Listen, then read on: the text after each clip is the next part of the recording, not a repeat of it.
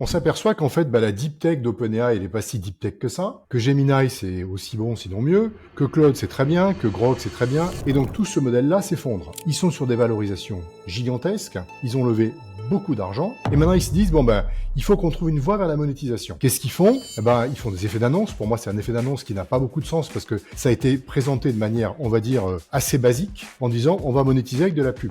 Et moi, j'y crois pas trop, parce que je pense qu'il y a deux questions qu'on doit se poser. La première, c'est qu'il y a des gens qui vont hacker le système. On est capable aujourd'hui d'aller, en travaillant correctement, d'aller influencer des modèles pour qu'ils mettent en exergue la marque qu'on représente. D'accord? S'ils font de la pub, on est tous d'accord pour dire que ça crée des biais qui sont assez complexes. Donc ce qui pourrait se passer, c'est qu'ils deviennent un espèce de système native advertising opérationnel où tu dis, tiens, j'ai envie de faire un voyage au Japon, qu'est-ce que tu me conseilles? Et ils te disent, ça tombe bien, j'ai un deal avec Japan Airlines. Ça va être à peu près ça la pub qu'ils vont pouvoir faire. Mais de la pub où ils te forcent quelque chose, on va plus croire à ce qu'ils disent. C'est un vrai souci, quoi. Il y a un vrai souci de, est-ce que c'est manipulé par le capitalisme publicitaire ou est-ce que c'est la bonne réponse? Donc moi je trouve qu'ils sont sur une plante qui est très très sablonneuse et sur lequel pour l'instant ils n'ont fourni aucune réponse. Et je pense que c'est absolument pas simple. Et s'ils le font, Google va se laver les mains en disant, on vous l'avait bien dit, il n'y a que la pub qui paye.